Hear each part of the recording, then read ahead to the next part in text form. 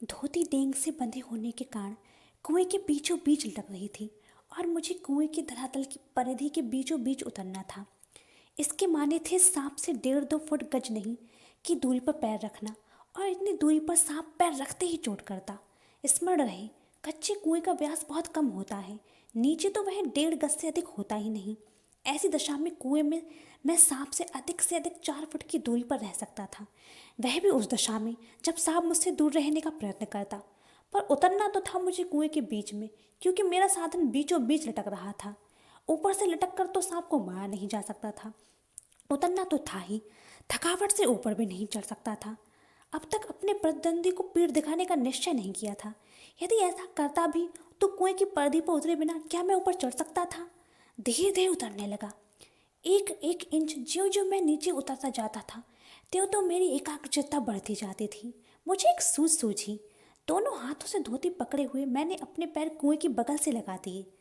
दीवार से पैर लगाते ही कुछ मिट्टी नीचे गिरी और सांप ने फू करके उस पर मुंह मारा। मेरे पैर भी दीवार से हट गए और मेरी टांगें कमर से समकोण बनाती हुई लटकी रहीं। पर इससे सांप की दूरी और कुएं की परिधि पर उतरने का ढंग मालूम हो गया। तनिक झूलकर मैंने अपने पैर कुएं की बगल से सटाए और कुछ धक्के के साथ अपने प्रतिद्वंदी के सम्मुख कुएं की दूसरी ओर 1.5 गज पर कुएं के धरातल पर खड़ा हो गया। आंखें चार हुईं, शायद एक दूसरे ने पहचाना। सांप को चक्षुश्रवा कहते हैं और मैं स्वयं भी चक्षुश्रवा हो रहा था। अन्य इंद्रियों ने मानो सहानुभूति से अपनी शक्ति आंखों को दे दी हो। सांप के फन की ओर मेरी आंखें लगी हुई थी कि वह कब और किस ओर से आक्रमण करता है। सांप ने मोहिनी सी डाल दी थी, शायद वह मेरे आक्रमण की प्रतीक्षा कर रहा था। पर जिस विचार और आशा को लेकर मैंने कुएं में घुसने की ठानी थी, वह तो आकाश कुसुम था। मनुष्य का अनुमान, भावी योजनाएं कभी कभी कितनी मिथ्या और उल्टी निकलती हैं। मुझे सांप का साक्षात होते ही अपनी योजना और आशा की असंभवता प्रतीत हो गई। डंडा चलाने के लिए स्थान ही ना था। लाठी या डंडा चलाने के लिए काफ़ी स्थान चाहिए जिसमें वे घुमाए जा सके। सांप को डंडे से दबाया जा सकता था, पर ऐसा करना मानो तोप के मोहरे पर खड़ा होना था। यदि फन या उसके समीप का भाग न दबा तो फिर वह पलटकर जरूर काटता, और फन के पास दबाने की कोई संभावना भी होती तो फिर उसके पास पड़ी हुई चिट्ठियों को कैसे उठाता? 2 चिट्ठियां उसके पास उससे सटी हुई पड़ी थी और एक मेरी ओर थी। मैं तो चिट्ठियां लेने उतरा था, पर हम दोनों अपने पैरों पर डटे थे। उस आसन पर खड़े खड़े मुझे 4-5 मिनट हो गए।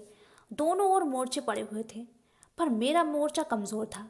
कहीं सांप मुझ पर झपट पड़ता तो मैं यदि बहुत करता तो उसे पकड़ कर कुचल कर मार देता, पर वह तो अचूक तरल विष मेरे शरीर में पहुंचा ही देता और अपने साथ साथ मुझे भी ले जाता। अब तक सांप ने वार न किया था, इसलिए मैंने भी उसे डंडे से दबाने का ख्याल छोड़ दिया। ऐसा करना उचित भी ना था। अब प्रश्न था कि चिट्ठियां कैसे उठाई जाएं।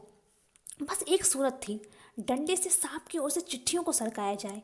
यदि सांप टूट पड़ा तो कोई चारा न था, कुर्ता था और कोई कपड़ा न था जिससे सांप के मुंह की ओर करके उसके फन को पकड़ लूं।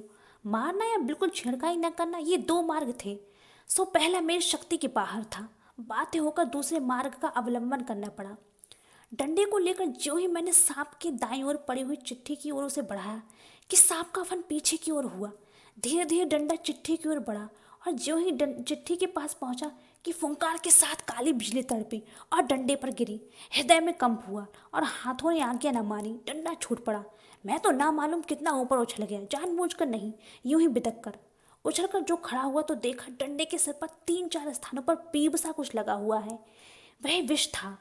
सांप ने मानो अपनी शक्ति का सर्टिफिकेट सामने रख दिया था, पर मैं तो उसकी योग्यता का पहले से ही कायल था। उस सर्टिफिकेट की कोई ज़रूरत ना थी। सांप ने लगातार फू फू करके डंडे पर 3-4 चोटें की।